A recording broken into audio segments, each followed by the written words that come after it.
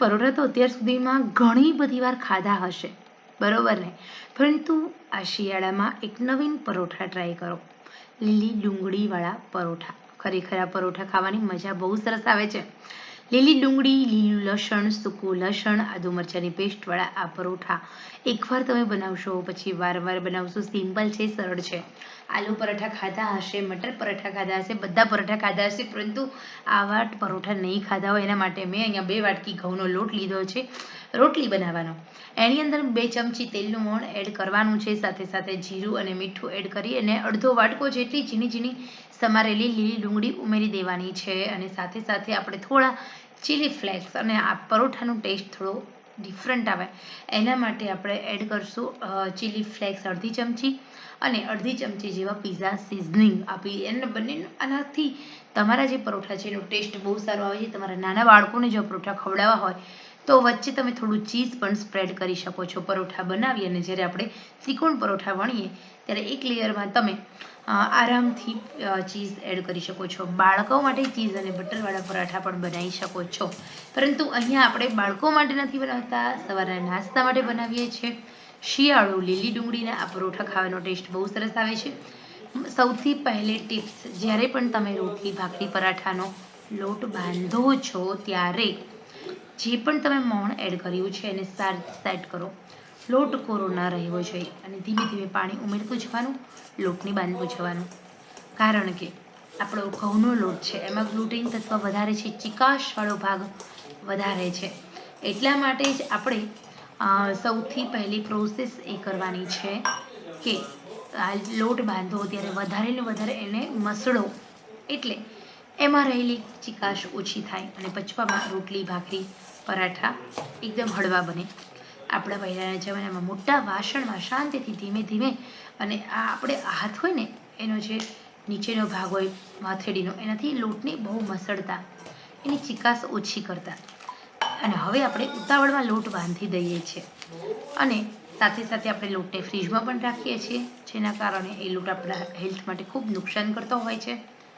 લોટ હંમેશા તાજો જ બાંધવો જોઈએ. આવી રીતે થોડું થોડું પાણી ઉમેરી અને લોટને બાંધતા જવાનું છે. એકસાથે લોટમાં પાણી ઉમેરી ક્યારેય બાંધવાનો નથી. લોટ જેમ વધારે પાણી પીશે, લોટ જેમ વધારે મસળશે, એમાં રહેલું ગ્લુટેન તત્વ એટલું જ ઓછું થાય છે અને એ ખોરાક ખાવામાં બહુ સારો રહે છે. પાચન તંત્ર બિલકુલ નબળું પડશે નહીં. તો હવે આપણે ધીમે ધીમે લોટને બાંધતા જવાનું છે અને એમાં એને સારી રીતે ટૂંકતા જવાનું છે. અહીંયા તમે જો, હવે આપણે પાણી બિલકુલ ઉમેરશું નહીં. આ લોટને આપણે મસળીને સોફ્ટ કરીશું. તો હવે અહીંયા આપણે 4 થી 5 મિનિટ સુધી, હું તો દરેક લોટને મસળું છું એટલે હું તમને જણાવું છું, જે હેલ્થ માટે ખૂબ સારું હોય છે. લોટ જેમ તમે ટૂંકો ને એમ ચિકાશ વગરનો થાય, હાથે ચોંટતો બંધ થઈ જતો હોય છે. તો નેચરલ રીતે જ અહીંયા આ લોટ 4 થી 5 મિનિટ સુધીમાં જો વગર પાણી એડ કરીને બહુ સોફ્ટ કરી દીધો છે. હવે આપણે અડધી ચમચી તેલ ઉમેરી અને ફરી સોફ્ટ કરીશું. તેલ ઉમેરવાથી વણવામાં એકદમ સરળતા રહે છે અને આપણે લોટને આવી જ રીતે આપણે સોફ્ટ કરતા જવાનું છે, મસળતા જવાનું છે.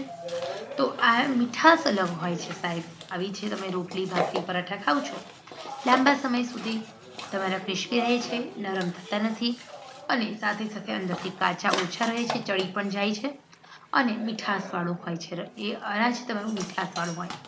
સાથે આપણે લુવા બનાવી લઈશું અહીંયા.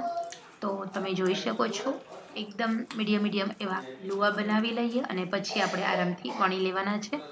પહેલાં હું બધા લુવા બનાવી દઈશ, એ પછી જ આપણે વણીશું. વણવા માટે પાટલી વેલણની જરૂર પડશે, સાથે અટામણ માટે લોટની જરૂર પડશે. તો આવી રીતે ગોળણા અને ઘઉંનો જે રોટલીનો લોટ હોય એ જ અટામણવાળો કરવાનો અને એને વણવાનું છે. આવી રીતે આપણે વણીશું. તો અહીંયા અત્યારે આપણે રાઉન્ડ વણીશું, પરંતુ આપણો ત્રિકોણવાળો પરાઠાનો લોટ બનશે. કારણ કે હવે આપણે આવી રીતે પહેલાં ગોળ કરવાનું છે. જે લોકોને ત્રિકોણ પરોઠા વણતા નથી આવડતું એ લોકો ખાસ જોવે. થોડું આપણે માઇનોર ચપટી જેટલો ઘઉંનો લોટ અને સાથે આપણે 1 ટીપા જેટલું જ તેલ લેવાનું, વધારે તેલ નહીં લેવાનું. હવે ફોલ્ડ કરશું આપણે અને આવી રીતે પહેલાં વચ્ચેથી રાઉન્ડ અને પછી આ ત્રિકોણ બનાવી લેવાનું. થોડું થપથપાવીશું અને પછી હળવા હાથે વણી લેવાનું છે.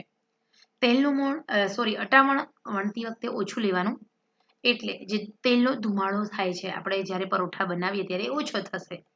અને આવી રીતે ખૂણે ખૂણેથી થોડું થોડું હળવા હાથે વેલણ ફેરવતું જવાનું અને વણતું જવાનું છે. તો અહીંયા આપણું સરસ મજાનું ત્રિકોણ પરોઠું બનીને રેડી થઈ ગયું છે. આ જ રીતે બધા પરાઠા બનાવી લેવાના છે. તો શેકી લેવાનું છે. સૌથી પહેલાં પરાઠા વણી અને પછી શેકવા માટેની આ મેથડ બહુ સરસ છે. આવતું જતું શેકાય એટલે આપણે ફેરવી લેવાનું છે પરોઠાને. અને પછી થોડું તેલ બટર અથવા ઘી જેમાં તમારે આ પરોઠાને શેકવાનું હોય એ શેકવાનું.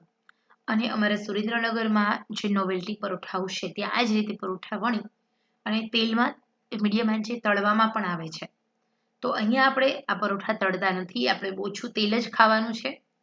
તો હવે તમે જોઈ શકો છો આવતું જતું પરોઠું શેકાઈ જાય. ગેસની આંચ આપણે મીડિયમ રાખવાની, સ્લો ટુ મીડિયમ, અને ફેરવી દેવાનું છે. પાછળની બાજુ પણ તરત જ આપણે આવતું જતું શેકાય એટલે ફેરવી દેવાનું અને એકદમ હળવા હાથે તેલ ફેલાવી દેવાનું.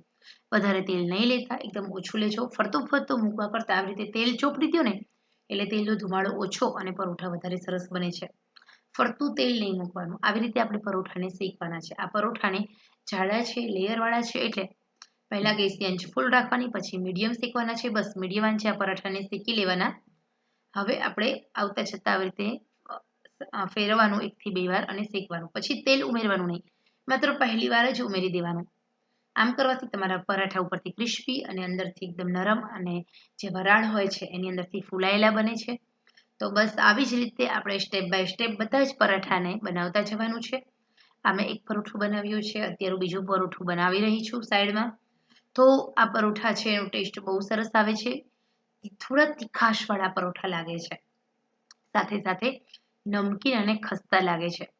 તો મિત્રો આ પરોઠા તમે ચા સાથે ખાઈ શકાય છો આરામથી.